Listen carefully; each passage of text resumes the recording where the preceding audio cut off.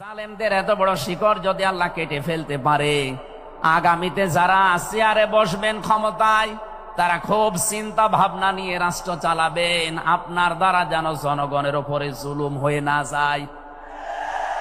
যদি আপনার দ্বারা জুলুম হয়, আগামী 5 বছর পরে আপনার বাড়িও দেখবেন শ্মশান হয়ে গেছে। আমি আশা করি আমার বক্তব্য আপনারা বুঝেছেন এবং রেকর্ড হওয়ার পরে যারা শুনবে তারাও বুঝবে। আমি এটা বলতাম না, আমি দেখতে পাচ্ছি কিছু মানুষ ইদানিং উলট পালট কথা বলছে, এ কারণে আমি ইঙ্গিত দিলাম। এখনই যদি আপনি এরকম কিছু বলেন, কিছুদিন পরে বলতে পারেন না। গতকালকে এক নেতা এটা জানিয়েছে যে 15 বছর তো কোরআনের অনুষ্ঠানে অনুমতি লাগতো, আমরা যদি আসতে পারি অনুমতি দেব না। আপনি এ কথা বলবেন আমরা জানি, তো কিছুদিন পরে বলতে পারলেন না, আগেই বলে দিলেন, মানুষ তো সব চিনি ফেলবে। এই জন্য আমার মনে হয় আপনি ভুল করে ফেলেছেন। আপনি আস্তাগফিরুল্লাহ বা তওবা করে নেবেন, থুক্কু এরকম কিছু দিয়ে অন্তত ফিরে আসবেন যে না, এটা এখন আমি বলবো না, কিছুদিন পরে বলবো। বাংলাদেশে আমরা এই কয়েকদিন ধরে দেখতে পাচ্ছি ডক্টর মিজানুর রহমান আজহারী উনি একটা ইঙ্গিত দিয়েছেন, আর কেউ কেউ তার কথাটা ধরে মাথার কল্লা পর্যন্ত 10 লাখ টাকা ঘোষণা দিয়ে দিয়েছে। আপনার এত টাকা যে একজন মানুষের মাথার দাম আপনি 10 লাখ ঘোষণা দিয়ে দিলেন, তাও আপনি একজন পীর। এটাকে পীর না শয়তান? দুদককে বলবো, যারা 10 লাখ টাকা মানুষের মাথা ঘোষণা দিতে পারে, তার টাকা আছে কত আপনারা খোঁজ নিন। কথা বলেন না কেন? এই পীরগুলোকে আমরা মানুষকে 50,000, 5 লাখ, 10 লাখ টাকার কম্বল বিতরণ করতে দেখি না এই শীতে। তারা মানুষের মাথা চায় 10 লাখের বিনিময়ে। কি হয়েছে? সে একটা অসংলগ্ন কথা বলেছে, এই কারণে। আপনি 2 ঘন্টা কথা বলেন তো আমি আপনার 50টা ভুল ধরবো। আমরা 1.5 ঘন্টা 2 ঘন্টা কথা বলে একটা স্লিপ অফ টান হলে সেইটা নিয়ে এই যে কেরামান কাতিবিন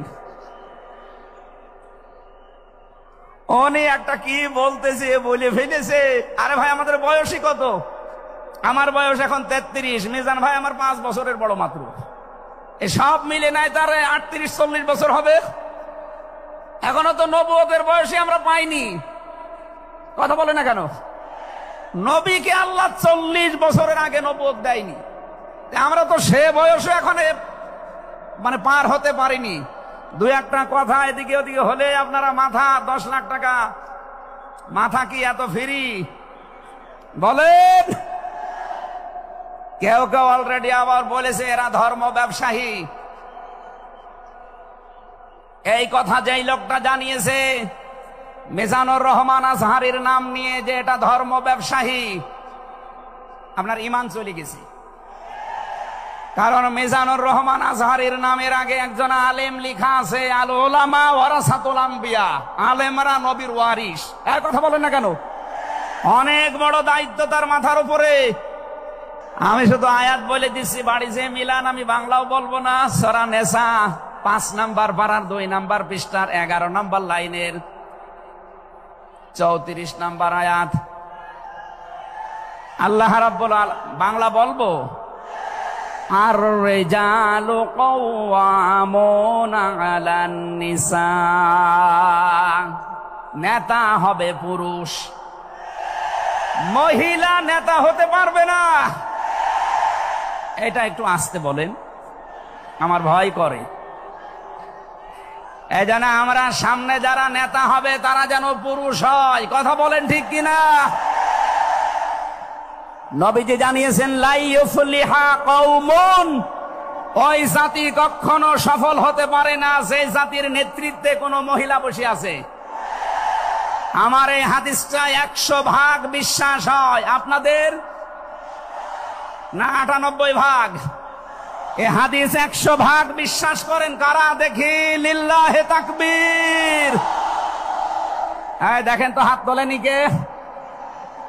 আলহামদুলিল্লাহ। ঠিক আছে, বসেন। চ্যানেলটি সাবস্ক্রাইব করে আমাদের সঙ্গেই থাকুন। সংগ্রামী তাওহীদি জনতা, এ পর্যায়ে আপনাদের সামনে মহাবিশ্বের মহাবিশ্বয় মহাগ্রন্থ আল কোরআন থেকে তাফসীর পেশ করার জন্য সবিনয় অনুরোধ করছি মুহতারাম মুফতি আমির হামজা। তাফসীর পেশ করছেন মুহতারাম মুফতি আমির হামজা। আসসালামু আলাইকুম ওয়া রাহমাতুল্লাহি ওয়া বারাকাতুহু।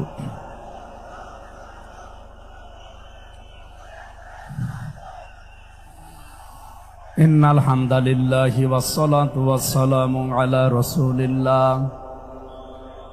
আম্মা বা'দ ফাউযু বিল্লাহি মিনাশ শাইতানির রাজীম। বিসমিল্লাহির রহমানির রহিম।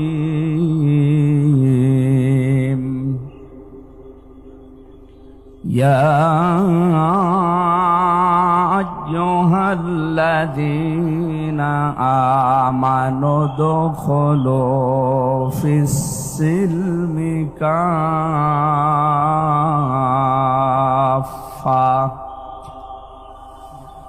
ওয়ালা তাত্তাবিউ খুতুওয়াতিশ শাইতান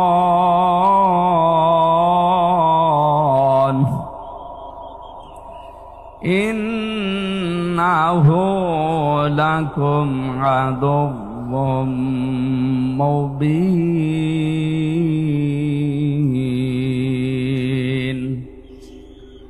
সাদাকতা ইয়া রাব্বানা।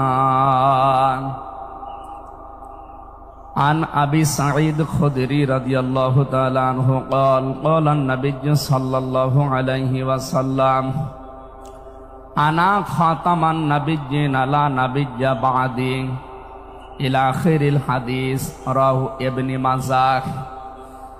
ওয়া ক্বালা তাআলা ফি শানি রাসূলি ওয়া মা যাদাহুম ইল্লা ঈমানা ওয়া তাসলিমা। আল্লাহুম্মা সাল্লি আলা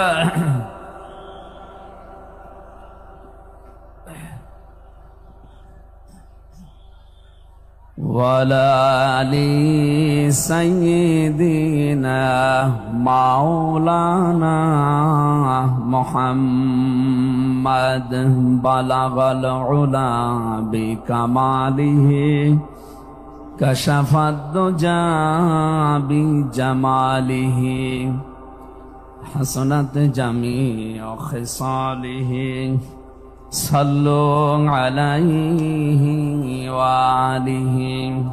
আলহামদুলিল্লাহ। আঞ্জুমানে খেদমতে কোরআন সিলেট 3 দিন ব্যাপী ঐতিহাসিক তাফসীরুল কোরআন মাহফিল এমসি কলেজ ময়দানে সমাপনী রজনীর স্বনামধন্য সভাপতি এ মাহফিলে তাফসীর পেশ করবেন আন্তর্জাতিক খ্যাতিসম্পন্ন মুফাসসিরে কোরআন, হাজার হাজার আলেমের উস্তাদ শায়েখ সৈয়দ কামাল উদ্দিন জাফরি আতালাল্লাহু উমরাহু ওয়া বারাকাল্লাহু ফি হায়াতি। সকলে বলেন আমিন। এখানে তাফসীর পেশ করবেন মুফাসসিরে কোরআন আল্লামা ইসহাক আল মাদানী। তাফসীর পেশ করবেন বিশ্বনন্দিত মুফাসসিরে কোরআন, বাংলাদেশের কৃতি সন্তান শ্রদ্ধাভাজন বড় ভাই ডক্টর মিজানুর রহমান আজহারি দামাদ বারকাতুহুমুল আলিয়া। এ মঞ্চে বসা আছেন যারা সকল আম্বিয়াদের রুহানি সন্তান, সম্মানিত ওলামায়ে কেরাম, সামনে বসা মুসলমান ভাইরা, পর্দার আড়ালের সম্মানিতা মা এবং বোনেরা, প্রশাসনের ভাইরা, গোয়েন্দা বিভাগের দায়িত্বে যারা আছেন, বিশেষ করে এ মাহফিলের বরেণ্য সদস্য যারা, স্বেচ্ছাসেবকবৃন্দ, দল মত জাতি বর্ণ ধর্ম নির্বিশেষে কোরআনে কারিমের এই অনুষ্ঠান শুধু মুসলমানদের জন্য না, হাদা বায়ানুল লিন্নাস হুদাল লিন্নাস, মানুষ পদবাচ্চে যারা বিবেচিত সবার জন্য আজকের এই অনুষ্ঠান। যদিও মুসলমানেরা এটা সাজিয়েছে, সিলেট সহ আশপাশের 8-10টা জেলা থেকে আমরা জানি এখানে মানুষ এসেছে কোরআন শোনার জন্য।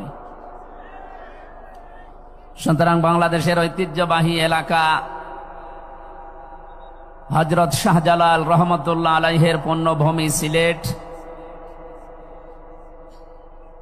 কোরআন যারা আমরা শুনতে এসেছি মানুষ হিসাবে, আল্লাহ রাব্বুল আলামিন কোরআনে কারীমের তেলাওয়াতকৃত আয়াত থেকে দুনিয়া এবং আখিরাতে উপকার হয় এমন কিছু নিয়ে যাওয়ার তৌফিক আমাদেরকে যেন দান করেন, আমিন। যারা এখানে এসেছি মানুষ, কোরআনে কারীমের মূল প্রতিপাদ্য বিষয় হচ্ছে মানুষ। আমরা সে মানুষ নিয়েই কথা বলবো ইনশাআল্লাহ।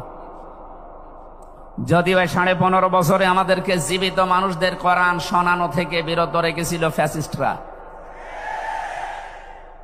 আমি শ্রদ্ধার সাথে স্মরণ করছি ঐতিহাসিক এই ময়দানে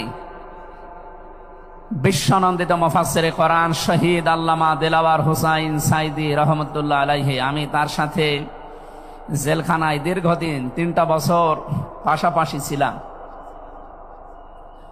তার অনেক স্নেহ, ভালোবাসা, আদর, মহব্বত আমি পেয়েছি।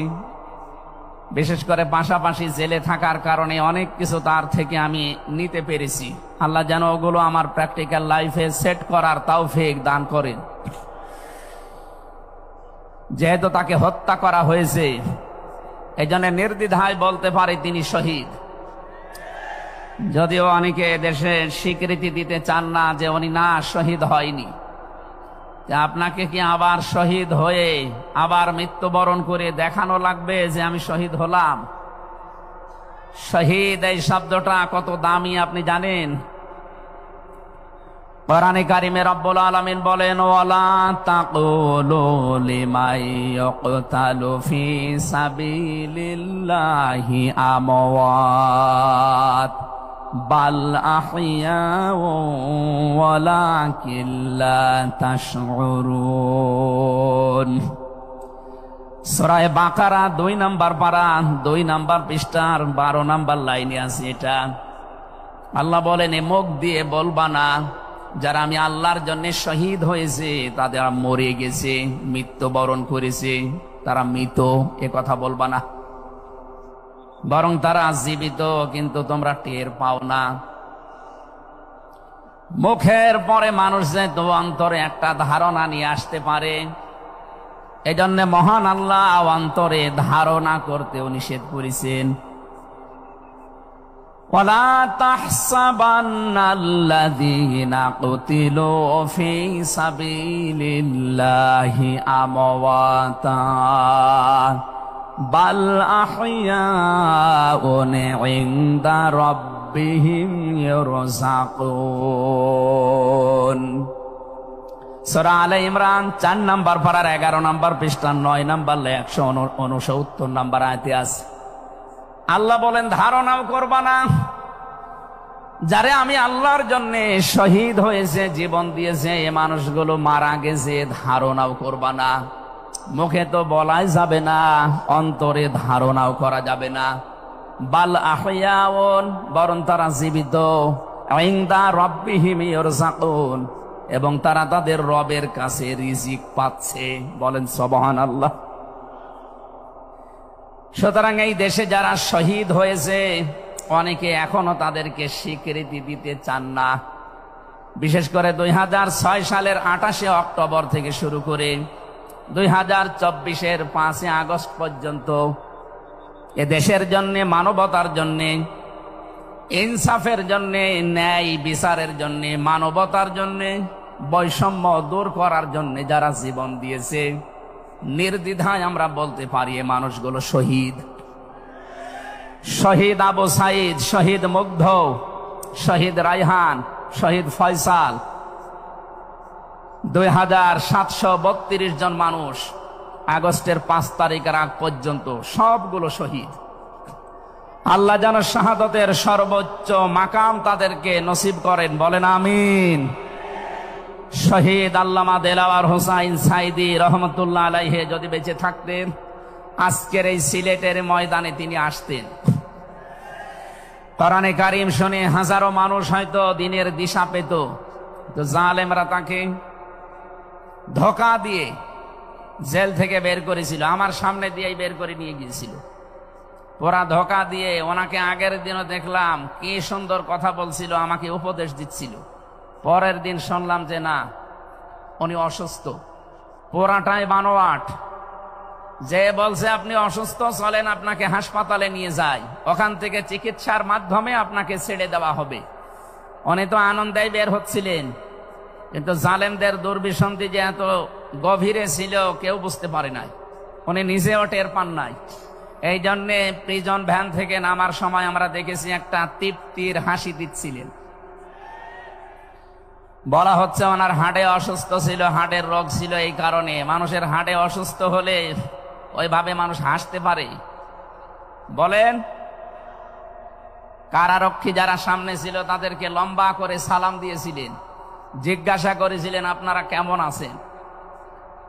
একজন হাড়ের রোগী অসুস্থ মানুষ এই কথাগুলো বলতে পারে না, তার মানে এখন পুরাটা পরিষ্কার, তাকে হত্যা করা হয়েছে।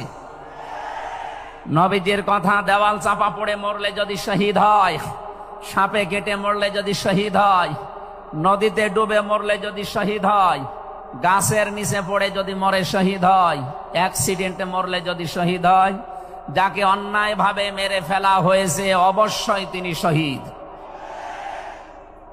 আল্লাহ রাব্বুল আলামিন তার গোলামের 50টা বছরের কোরআনের খেদমত যেন কবুল করেন, জান্নাতের সুউচ্চ মাকাম নসিব করেন, বলেন আমিন। আজকে তার সন্তানও আসবে, কলিজার টুকরা সন্তান আলহাজ শামীম বিন সাইদি অলরেডি চলে এসেছে, ও গতকাল শেষ হয়ে গেছে।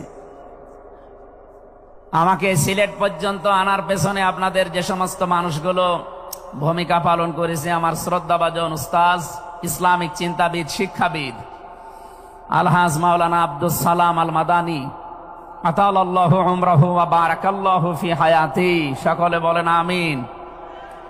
আমরা যে কথা বলতে চাই, কোরআন আমরা শুনতে এসেছি, আমরা মানুষ।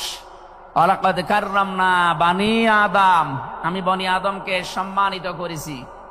অথচ এই সম্মানিত সৃষ্টির অসম্মান করার জন্য এই 15.5 বছরে অনেকেই সিনিমিনি খেলছিল। আল্লাহ তাদের সমস্ত কাজকে নস্যাৎ করে দিয়েছেন।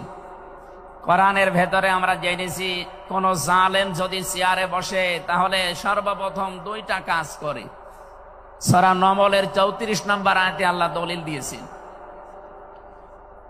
ইন্নাল মুলুকা ইযা দাখালু ক্বরিয়াতান আফসাদুহা ওয়া জাআলু আ'ইজ্জাতা আহলিহা আদিল্লাহ ওয়া কাযালিকা ইয়াফআলুন। আল্লাহ পাক বলেন, জালেম যদি ক্ষমতায় বসে তার প্রথম কাজ হয় সে বিশৃঙ্খলা তৈরি করে জমিনে। আমরা দেখতে পেয়েছি 15.5 বছরে প্রায় 52টার উপরে বিশৃঙ্খলা তৈরি হয়েছিল।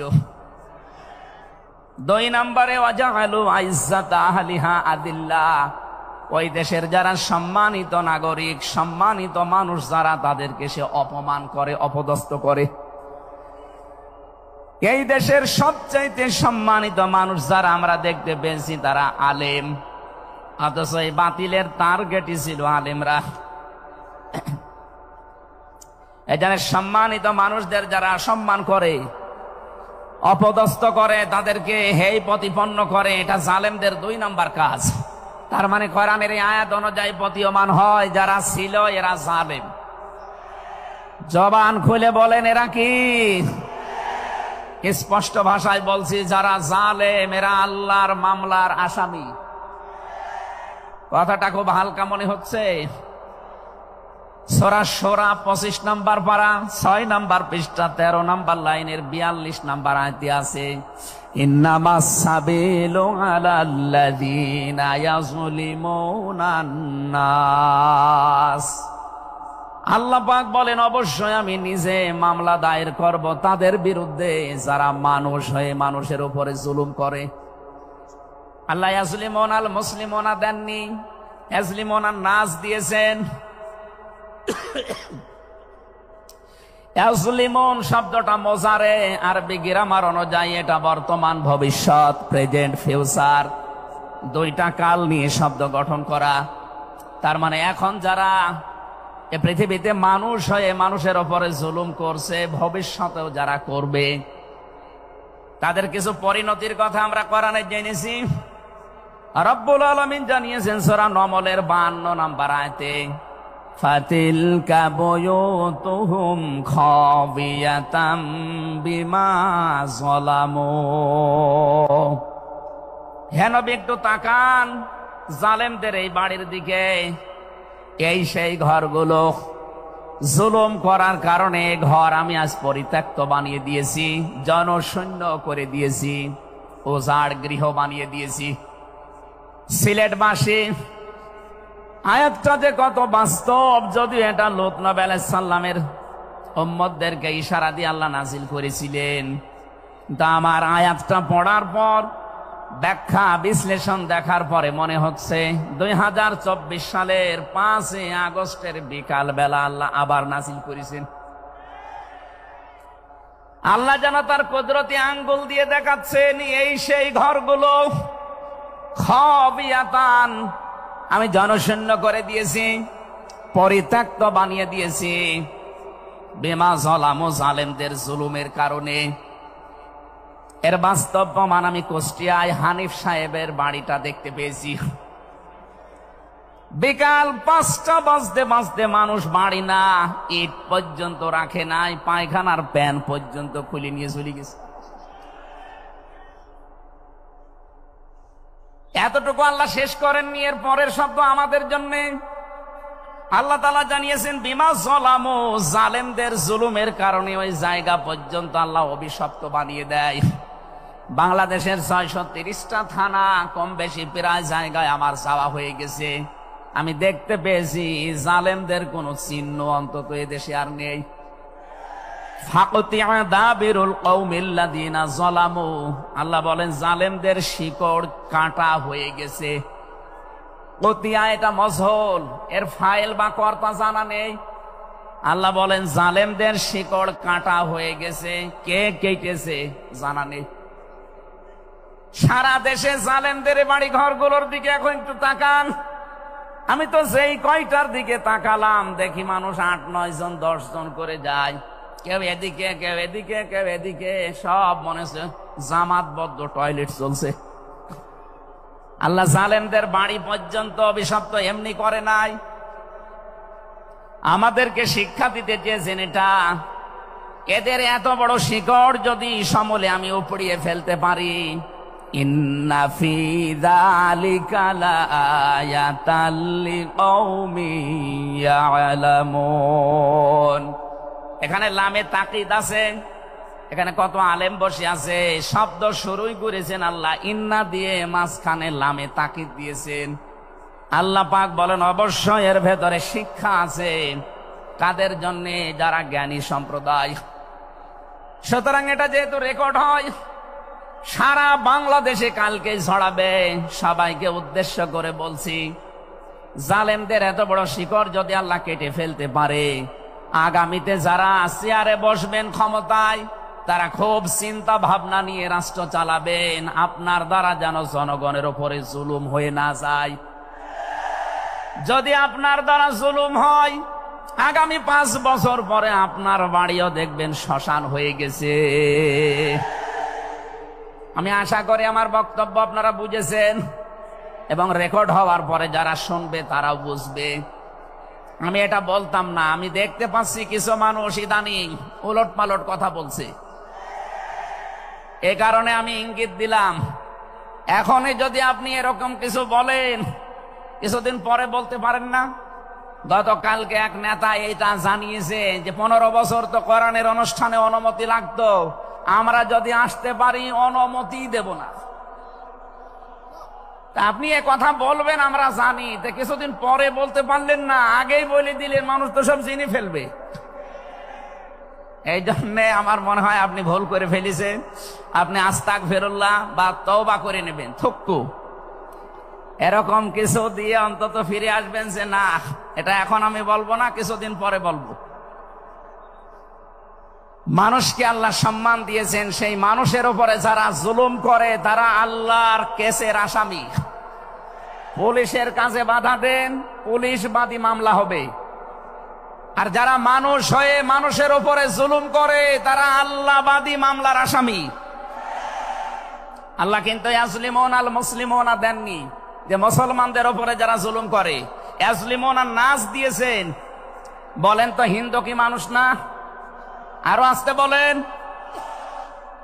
এই যে বাইরের দেশের যে সমস্ত আন্তর্জাতিক রিপোর্টগুলো আছে, ভয়েস অফ আমেরিকা এবং মাইক্রোসফট, সব খ্রিস্টানরা ইহুদিরা এরা চালায়। এরা রিপোর্ট দিচ্ছে সারা বিশ্বের 257টা দেশের ভেতরে সবচাইতে নিরাপদে সাম্প্রদায়িক সম্প্রীতি নিয়ে বাস করছে বাংলাদেশের মানুষ।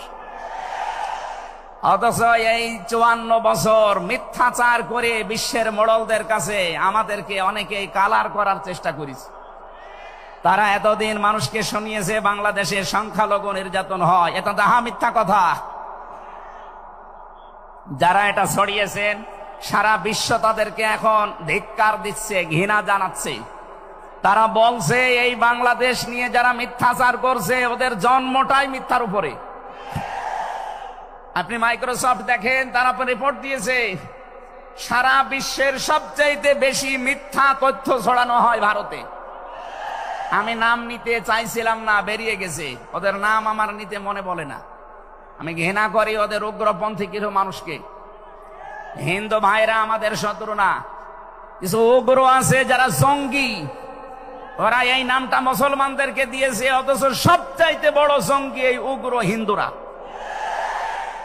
এদের কারণে আজ হিন্দু সমাজেরও বদনাম হয়ে যাচ্ছে।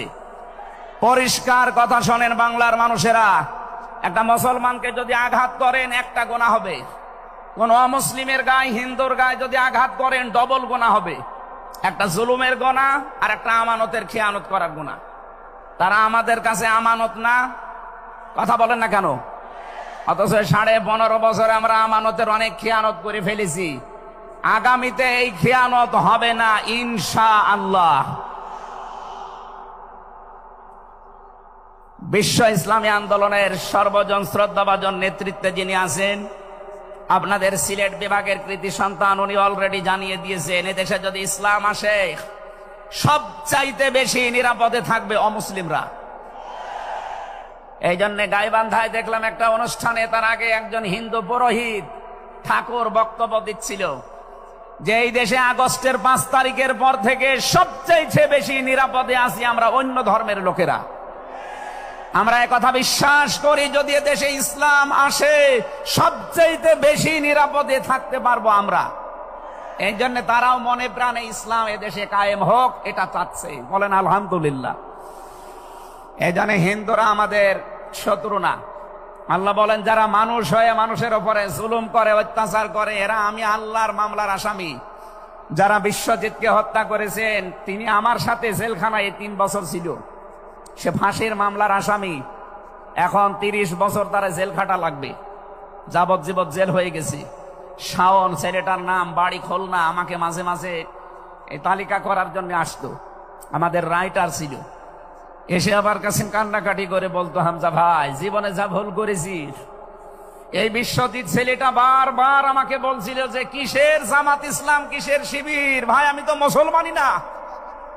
আপনার যদি বিশ্বাস না হয় তো আমি কাপড় চোপড় খুলি, তারপরও আমরা তারে মানি নাই। কপের পরে কপ দিয়ে জায়গায় শেষ করে দিয়েছি। এখন এই যে আমার মা বাবা আমার আর পরিচয় দেয় না, এমনকি আমার যাদের কথা মতো এই কাজ করেছিলাম তারাও আর কোনো খোঁজ খবর নেয় না। 30টা বছর এখন আমার জীবন থেকে নষ্ট হয়ে যাচ্ছে। উনি আমাকে জানিয়েছিলেন, এই জন্য আমি বললাম।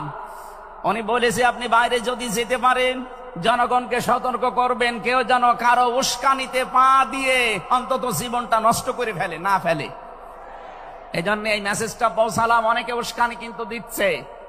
আগস্টের 5 তারিখের পর থেকে উস্কানি আরম্ভ হয়েছে বাংলাদেশকে বিশৃঙ্খল করার জন্য বিভিন্ন কায়দায়। একটাও হালে পানি নেয়নি।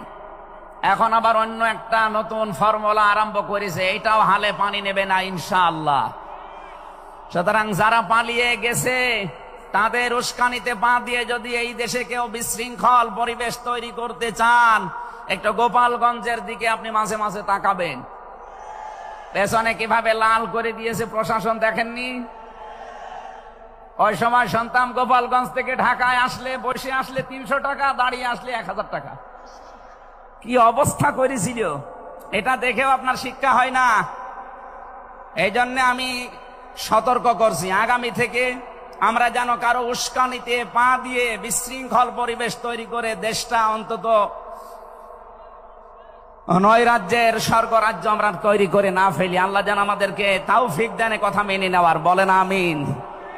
তাহলে যারা মানুষ হয়ে মানুষের উপরে জুলুম করেছে তারা মামলার আসামি কার?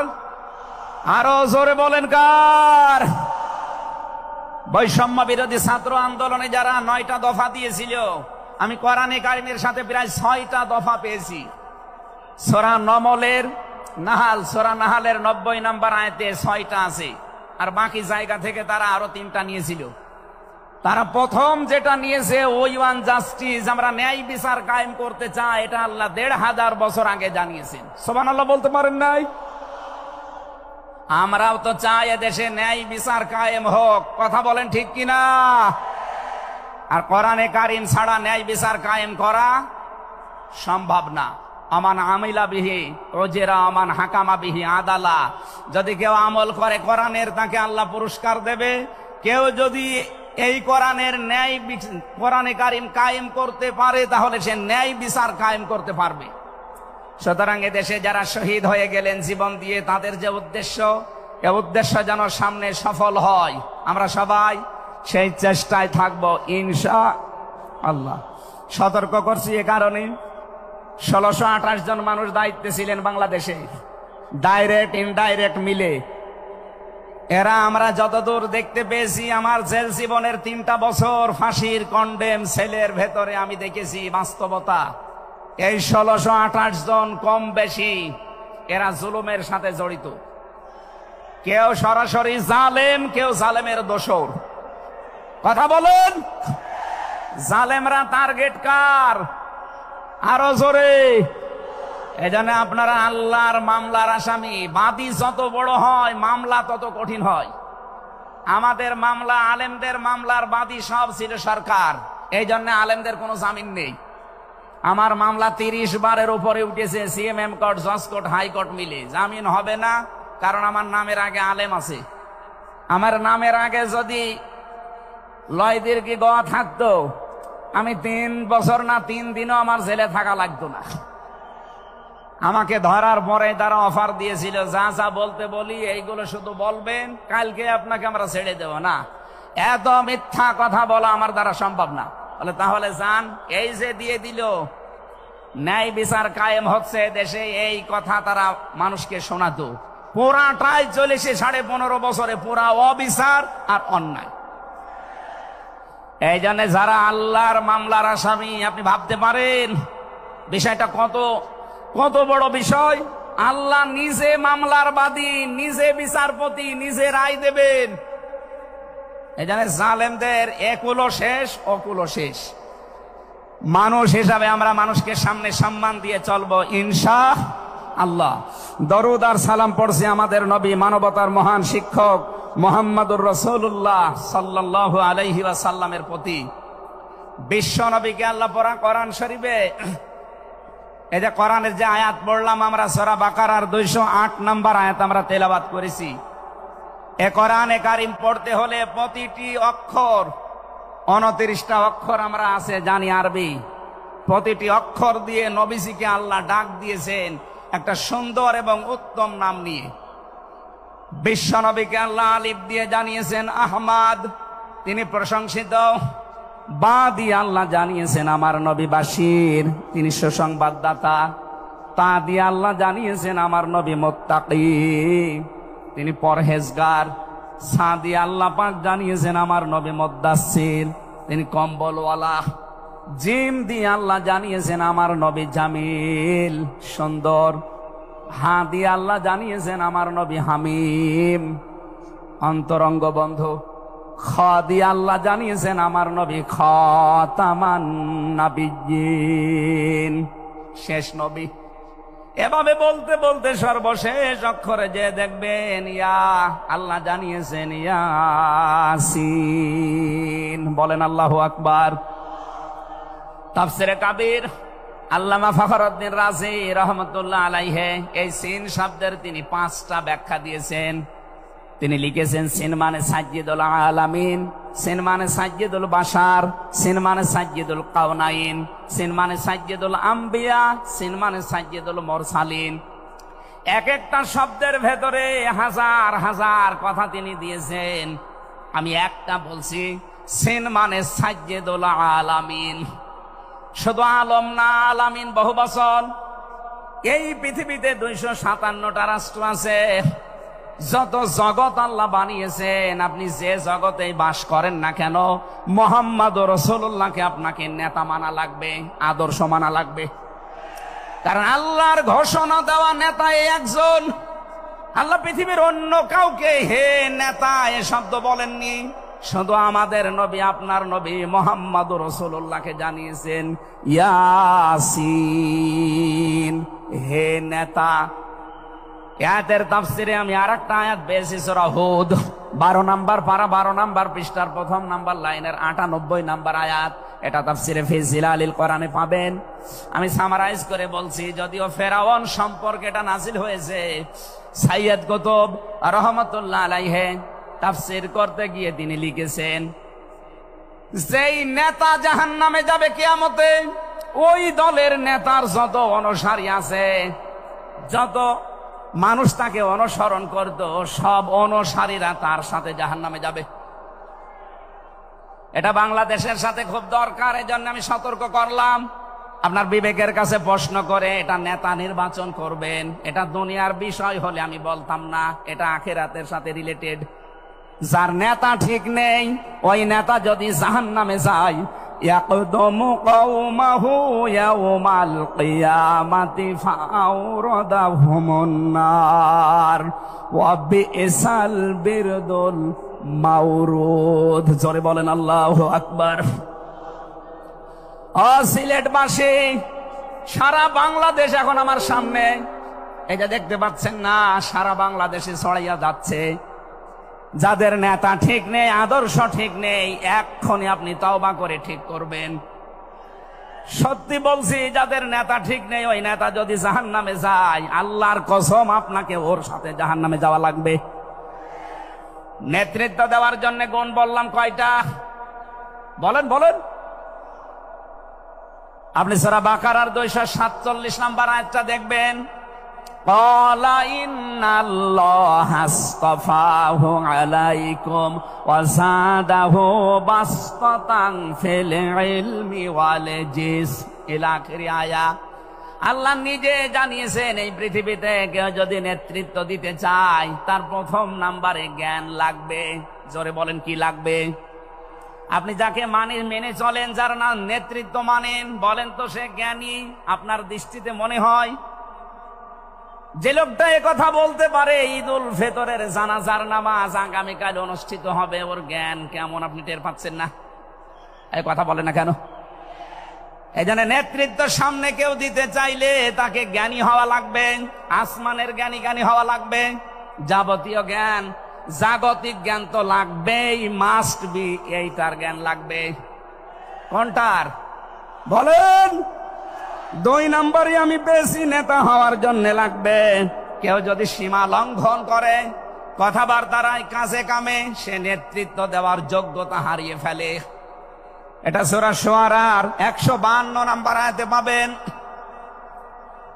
বাংলাদেশে আমরা এই কয়েকদিন ধরে দেখতে পাচ্ছি ডক্টর মিজানুর রহমান আজহারি, উনি একটা ইঙ্গিত দিয়েছেন, আর কেউ কেউ তার কথাটা ধরে মাথার কল্লা পর্যন্ত 10 লাখ টাকা ঘোষণা দিয়ে দিয়েছে। আপনার এত টাকা যে একজন মানুষের মাথার দাম আপনি 10 লাখ ঘোষণা দিয়ে দিলেন, তাও আপনি একজন পীর। এটাকে পীর না শয়তান?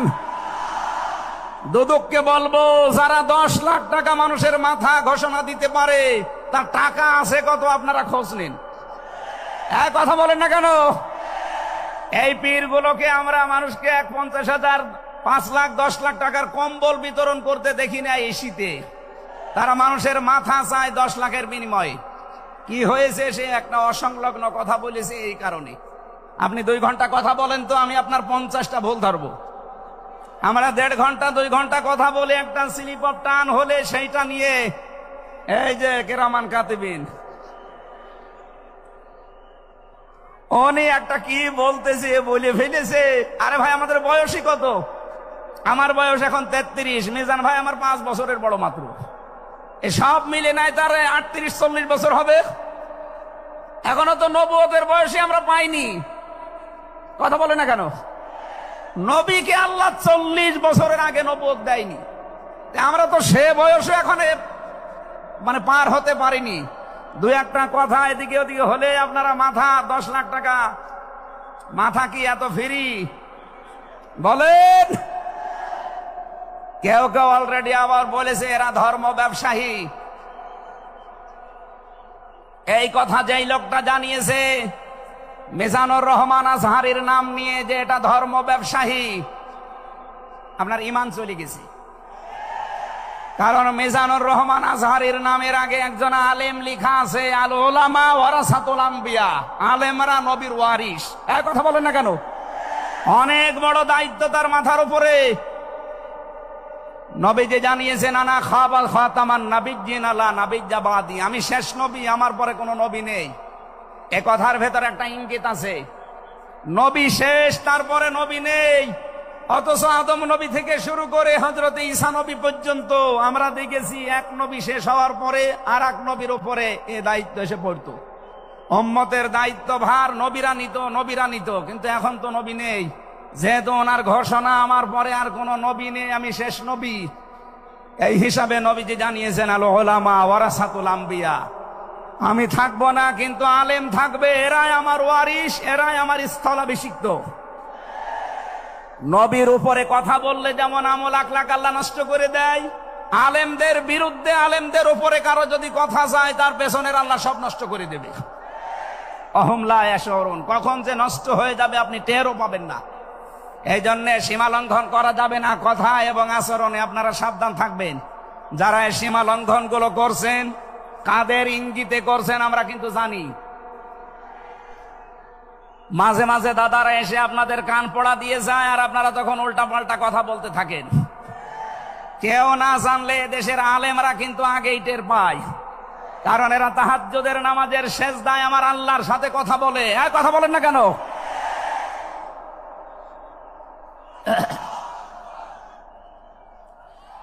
ঠিক আছে, এই জন্য যারাই যা কথা বলবে না কেন কারো কান পড়ায় কান দিয়ে সীমা লঙ্ঘন করবেন না। আমি আশা করি কি বোঝাতে চাই আপনি বুঝেছেন। নেতৃত্ব দিতে হলে সীমার ভেতরে থাকবেন। 3 নম্বরে আমি পেয়েছি সূরা কাহফের 28 নম্বর আয়াতে যে গাফেল হওয়া যাবে না যারা নেতা হবে। অথচ এই দেশে আমরা দেখি এই 54-53 বছরে যারা নেতৃত্ব দিয়েছে অধিকাংশ গুলোই গাফেল। আল্লাহর এই কোরআন সম্পর্কে তারা গাফেল, মানবতার সম্পর্কে তারা গাফেল ছিল। 4 নাম্বারটাই বেশি সূরা নিসা, এইটা আমার মনে হয় না বলাই ভালো, না এইটা বললে সমস্যা আছে। আমি শুধু আয়াত বলে দিচ্ছি, বাড়ি যে মিলান আমি বাংলাও বলবো না। সূরা নিসা 5 নাম্বার পারার 2 নাম্বার পৃষ্ঠার 11 নাম্বার লাইনের 34 নাম্বার আয়াত। আল্লাহ রাব্বুল আলামিন, বাংলা বলবো, আর রিজালু কাওয়ামুনা আলান নিসা,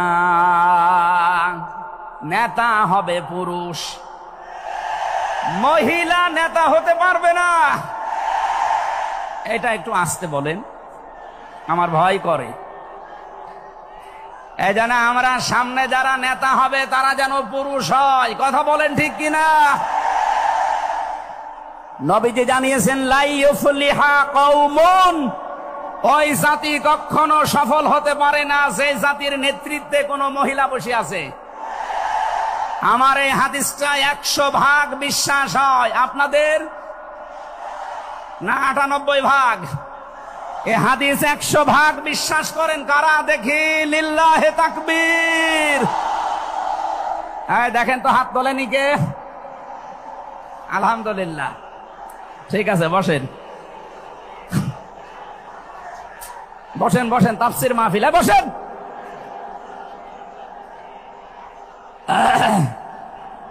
এটা যদি আমরা মেনে নিতে না পারি, এই 54 বছরে আমরা যেখানে ছিলাম আরো পেছিয়ে যাওয়া লাগবে। এই জন্য আমরা সামনে এগিয়ে যেতে চাই। কোরআনের সূরা নিসার 34 নম্বর আয়াত, সামনে যদি নেতা হয় পুরুষ মানুষ হবে ইনশাআল্লাহ। আরো জোরে বলেন ঠিক কিনা? 5 নাম্বার পেয়েছি সূরা বাকারা 124 নম্বর আয়াত, কোন জালেম নেতা হতে পারবে না। আমাদের জাতির পিতা হযরত ইব্রাহিম আলাইহিস সালামকে দিয়ে আল্লাহ উদাহরণ দিয়েছেন। আপনি সূরা বাকারার 124 নম্বর আয়াতটা পড়ে নেবেন। সুতরাং যারা জালেম হবেন সামনে তাদের নেতৃত্বে আসার দরকার নেই, আপনি ভিক্ষা করে খান। কথা বলেন না কেন? আমরা অনেককেই দেখতে পাচ্ছি এই যে দ্বিতীয় স্বাধীনতার পর থেকে অনেকেই জুলুম আরম্ভ করেছেন। আপনারা থামবেন? আমরা সবাই মাজলুম এই দেশে, শুধু ওই 14 দল বাদ দিয়ে। সুতরাং আমরা এই মাজলুম গুলো যেন আবার জালেম হয়ে না যায়, তাহলে নেতৃত্ব দেওয়ার যোগ্যতায় আমরা হারিয়ে ফেলবো। আল্লাহ যেন আমাদেরকে বাঁচান, বলেন আমিন। সূরা বাকারা আয়াত নাম্বার 208। আমরা একটা মাত্র আয়াত থেকে আজকে তাফসীর করার জন্য বসছি, আমার নির্ধারিত সময় পর্যন্ত যাব।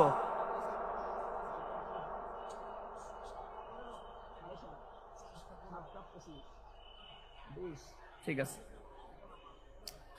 জবান খুলে দিয়ে আগে পড়ে না, আউযু বিল্লাহি মিনাশ শাইতানির রাজিম, বিসমিল্লাহির রহমানির রহিম, ইয়া আইয়ুহাল্লাযীনা আমানু দুখুলু ফিস সিলমি কাফা। এ পর্যন্ত থাক। যেহেতু ডক্টর মিজানুর রহমান আজহারি আর 20-25 মিনিট পরে চলে আসবে, এই জন্য আমরা এ পর্যন্ত থাক। 3 ভাগের 1 ভাগ আমরা পড়লাম। সূরা বাকারা আল্লাহ তাআলা ডাক দিয়েছেন ইমানদারকে। কাকে বলেন তো? আমরা ইমানদার না বেঈমান? ঈমান আনার আগে একটা কাজ করা লাগে। আল্লাহর ঘোষণা, ফামাই ইয়াকফুর বিত-তাগুত ওয়া ইউমিন বিল্লাহ। কেউ যদি ঈমান আনতে চায় তার প্রথম কাজ হবে সে যেন তাগুত ছেড়ে দেয়। এদিকে কি মানুষের চাপে, মানুষের চাপে এগুলো হচ্ছে নাকি? আপনারা একটু ধৈর্য ধরেন। আসলে এনাদের তো আর জায়গা নেই, আর কোথায় পাবে জায়গা? এখানে শুনলাম আসার আগে 8 থেকে 10 লাখ মানুষের ওনারা ব্যবস্থা করেছে। এরপরও বাইরে যে অবস্থা দেখলাম, কমপক্ষে 15 থেকে 16 লাখ মানুষ আজকে এই সিলেটের ময়দানে এসেছে কোরআন শোনার জন্য। আলহামদুলিল্লাহ। সম্মানিত ভাইরা, আমরা যেটা বলতে চাচ্ছি, ঈমান আনার আগে আল্লাহর নির্দেশ যে তাগুত ছেড়ে দাও, তাহলে ফাকাদ ইসতামসাকা বিল উরওয়াতিল ওয়াসকা, এমন একটা মজবুত রশি ধারণ করতে পারবা, লাং ফিসামা লাহা, যা ছিঁড়ে যাবে না। এ বাংলাদেশ সহ বিশ্বে আমরা যারা ঈমানের দাবি করি, অনেকে তাগুত ছেড়ে না দিয়ে ঈমান এনেছি। এজন্য বিপদ আসলে ঈমান আর টেকে না। পক্ষান্তরে যারা তাগুত ছেড়ে দিয়ে ঈমানের দাবি করতে পেরেছে, এই মানুষগুলোর ঈমানের যত পরীক্ষা হয় তাদের ঈমান তত মজবুত হয়। শহীদ আল্লামা দেলাওয়ার হোসাইন সাঈদী তার 1 নম্বরে প্রমাণ। কথা বলেন না কেন? 13টা বছর জীবনে একটা ঘরে কাটিয়েছে, তারপরও তিনি মাথা নত করেন নাই। কারণ তাগুত ছেড়ে দিয়ে ঈমান এনেছিলেন। তাগুত ছেড়ে না দিয়ে যদি ঈমান আনতেন তিনি টিকে থাকতে পারতেন না। আমি বহু মানুষ জেলে দেখেছি, বহু আলেমকে দেখেছি, তারা টিকে থাকতে পারে না, আল্লাহকে পর্যন্ত দোষারোপ করে। ডক্টর শফিকুল ইসলাম মাসুদ, দেলাওয়ার হোসেন শিবিরের সাবেক সভাপতি, নাম নিয়ে বলছি এই কারণে, এই মানুষগুলো ঈমান এনেছিল তাগুত ছেড়ে দিয়ে। দেলাওয়ার ভাইকে তার গরম করে লজ্জাস্থানে ঢুকিয়েছে, পুরুষাঙ্গ নষ্ট করে দিয়েছে। 57 দিন লোকটা রিমান্ডে ছিল, তারপরও টলাতে পারে না জালেমরা। কিন্তু যারা ঈমান এনেছে তাগুতের সাথে মিল মহাব্বত রেখে, আপনি তাকান, আগস্টের 5 তারিখের পরে তারা অনেকেই বেঈমান হয়ে গেছে। জাতীয় মসজিদের সাবেক ইমাম, কথা বলে না কেন? 5 তারিখের পরে পালিয়েছে, পৃথিবীর ইতিহাস পাল্টিয়ে দিয়েছে। জাতীয় মসজিদের ইমাম পালিয়ে যায়, এটা একটা লজ্জা না? এমপিরা নাই পালিয়ে গেল, তা আপনি কেন পালাবেন? কিছুদিন পরে জোর করে এসেছিল ইমামতি আবার করব, জনগণ জুতা দিয়ে পিটিয়েছে। পরের দিন স্ট্যাটাস দিয়েছে, জনগণ জুতা দিয়ে পিটিয়েছে, তাই কি আমার গায়ে লাগেনি। মানুষ কত নিচে নামতে পারে। তার বাবা তো একজন ভালো মানুষ ছিল, একজন আলেম ছিল, কি এসেছে আল্লাহ জানে। একটা জালেমাকে সে নাম দিয়েছে কওমি জননী। এই নামটা যেই দিন দেয় সেদিন জেলখানায় ওনার নামে বদদোয়া হয়েছে। মাওলানা মামুনুল হক সহ যত আলেম ছিল আমরা এক জায়গায়, ওনারা বলছিল যে করল কি হেফাজত ইসলামের 13 সালে এতগুলো মানুষ হত্যাকারী যার হাতে রক্ত লেগে আছে, আর সেই লোকটাকে নাম দিয়ে দিল কওমি জননী। আমাদের মাথা কাটা গেল।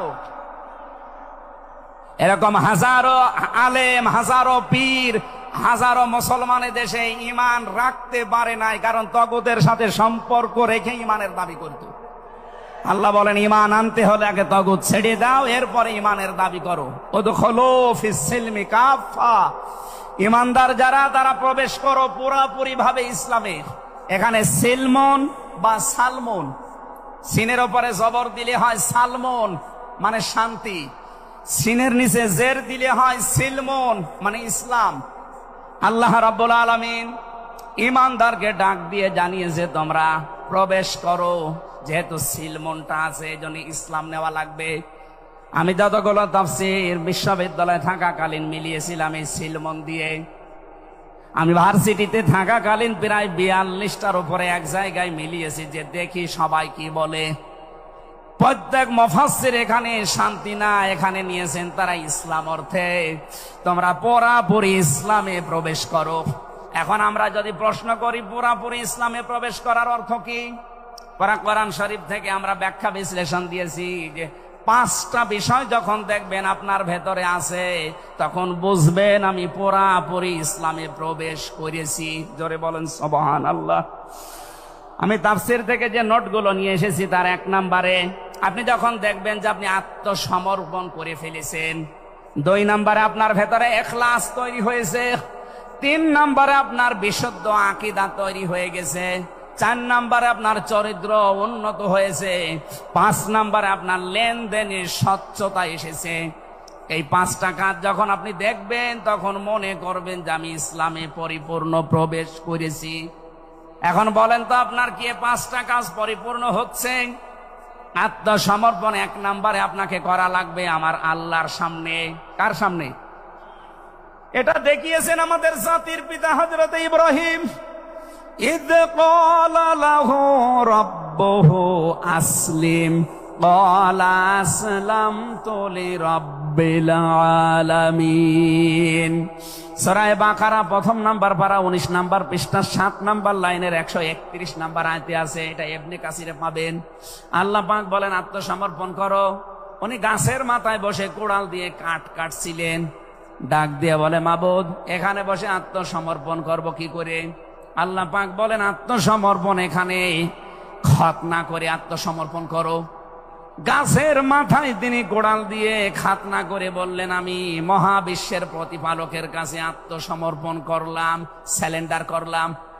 এতটুকু তিনি শেষ করেননি, তিনি ডাক দিয়েছিলেন ইন্তেকালের আগে তার সন্তানদেরকে, ওয়াসাসা বিহা ইব্রাহিম বানিহি ওয়া ইয়াকুব ইয়া বানিয়া ইন্নাল্লাহা আসতাফা লাকুমুদ্দিন ফালা তামুতুন্না ইল্লা ওয়া আনতুম মুসলিমুন। হযরত ইব্রাহিম আলাইহিস সালাম এবং ইয়াকুব এই 2 জন নবী ইন্তেকালের আগে তার সন্তানকে যা ডাক দেন, হে আমার কলিজার টুকরার সন্তানেরা, ইন্নাল্লাহা আসতাফা, অবশ্যই আল্লাহ তোমাদের জন্য মনোনীত করেছেন লাকুমুদ্দিন, একটা দিনকে, ফালা তামুতুন্না ইল্লা ওয়া আনতুম মুসলিমুন, মৃত্যুবরণ করবা না যতক্ষণ মুসলমান হতে না পারো। এবার আসেন তো ইব্রাহিম আমাদের জাতির পিতা, হযরত ইয়াকুব আলাইহিস সালাম তাদের সন্তানদেরকে ইন্তেকালের আগে নসিহত করলেন যে তোমাদের জন্য আল্লাহ একটা দিন মনোনীত করেছেন। কি মনোনীত করেছেন? দিন কি? এ রাতের পরে যেটা আসবে ওই দিন। বলেন বলেন। কবরে গুরুত্বপূর্ণ যে প্রশ্নগুলো তার ভেতরে এটা একটা, মা দীনুকা, দিন কি? এটা যদি আপনি ক্লিয়ার হতে না পারেন, কবরে যে প্রশ্নের জবাব দিতে পারবেন না।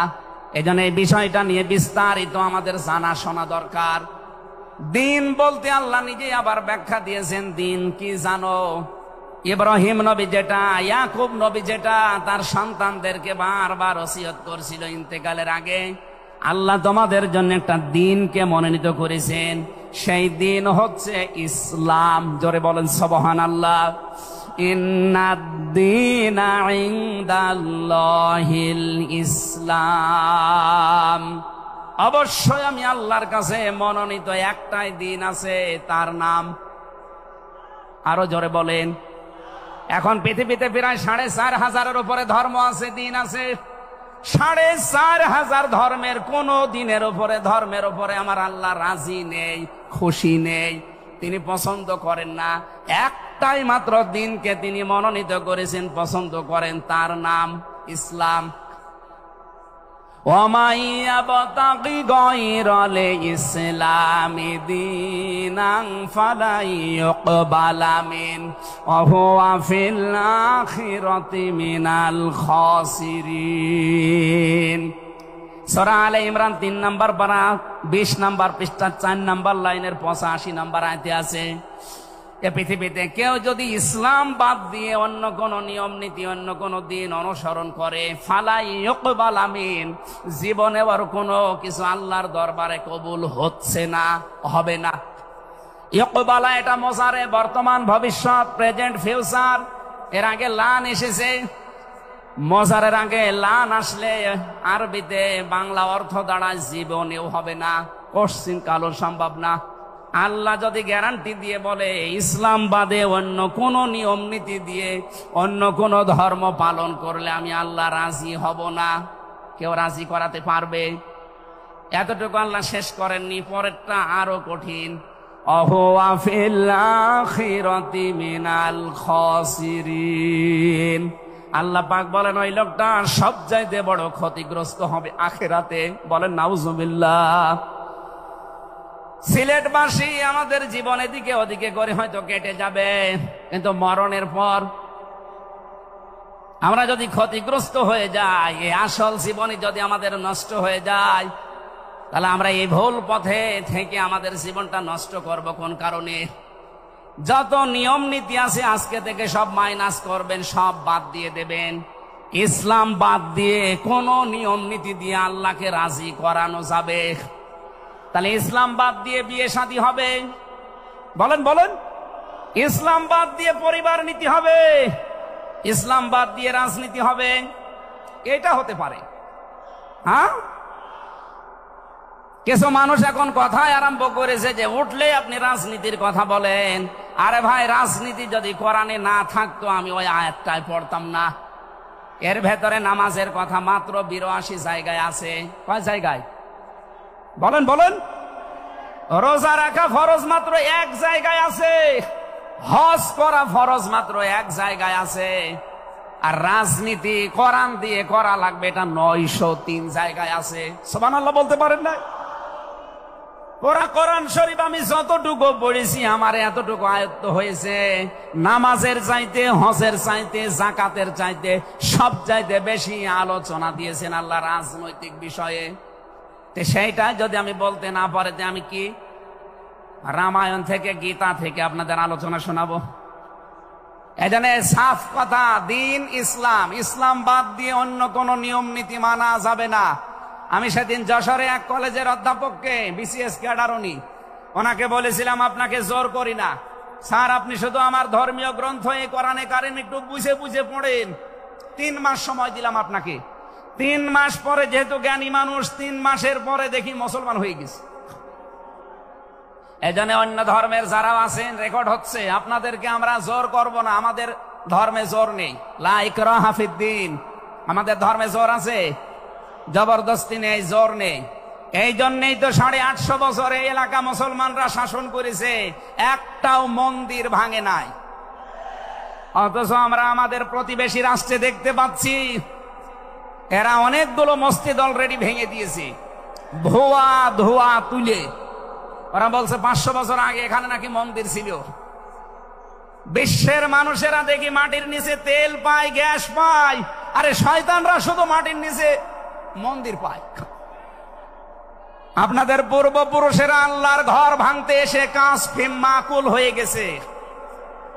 আমরা দেখতে পাচ্ছি আগামীতে আল্লাহর ঘর মসজিদ গুলো ভেঙে দেওয়ার কারণে আল্লাহ নিজে কিন্তু প্রতিশোধ নেবে, কাসফিম মাকুল আপনাদেরও বানিয়ে দেবে ইনশাআল্লাহ। এজন্য প্রতিবেশী হিসাবে সতর্ক করলাম, যদি ভালো লাগে মেনে নিন, ভালো না লাগলে নিজের পায়ে নিচে কোড়াল লাগান। আমার কথার অর্থ বোঝেননি? সুতরাং পৃথিবীতে দিন ইসলাম বাদ দিয়ে কোন ধর্ম সব মানুষের বানানো তৈরি করা, অন্য ধর্মের মানুষদেরকে আমরা চ্যালেঞ্জ করছি, আহ্বান জানাচ্ছি, আমাদের এইটা পড়েন, লা ইকরাহা ফিদ্দীন লা রাইবা ফীহি যালিকাল কিতাবু লা রাইবা ফীহি। কোনো সন্দেহ নেই, সন্দেহের অবকাশ পর্যন্ত নেই। এখানে আসেন, যদি মনটা আপনার ভালো থাকে, টনি বেলারের শালিকা লরেন বুথকে যেভাবে হেদায়েত দিয়েছে আপনাকেও দিতে পারবে ইনশাআল্লাহ। সেই আহ্বান রেখে এখনো যেহেতু 4টা অর্থ ছিল, আপনি যে ইসলামে প্রবেশ করেছেন তার দ্বিতীয় অর্থ আপনি দেখবেন যে আপনার ভেতরে ইখলাস আছে কিনা। আপনি কি লোক দেখানো কাজ করেন না আল্লাহর জন্য করেন, এইটা দেখবেন। 3 নম্বরে আপনার আকীদা শুদ্ধ আছে কিনা। আজ এই দেশের একটা মাসলুম সংগঠনের উপরে একটা তহমত দেওয়া হয় যে এদের আকীদা ঠিক নেই। আপনার আকীদা কত ভালো, আমি নিচে নামলাম না। 4 নম্বরে উন্নত চরিত্রের অধিকারী হওয়া লাগবে, আর এটা নিতে হবে মুহাম্মদুর রাসূলুল্লাহর কাছ থেকে। 5 নম্বরে আমাদের লেনদেন স্বচ্ছ হওয়া লাগবে। আপনারা তাফসীর শুনতে এসেছেন, আমরা বিস্তারিত আর বলতে পারলাম না আজকে, কারণ আমার সময় শেষ হয়ে গেছে। আগামীতে কিছুক্ষণ পরে যেহেতু ডক্টর মিজানুর রহমান আজহারী ভাই আসবে, ওনার কাছে আমরা আরো গুরুত্বপূর্ণ কথা শুনবো ইনশাআল্লাহ। আজকের কথাগুলো আল্লাহ আমাদের জীবনে প্র্যাকটিক্যাল লাইফে আমল করার তৌফিক দিন, আমিন। বারাকাল্লাহু লানা ওয়া লাকুম ফিল কোরআনিল আযীম। আসসালামু আলাইকুম ওয়া রাহমাতুল্লাহ।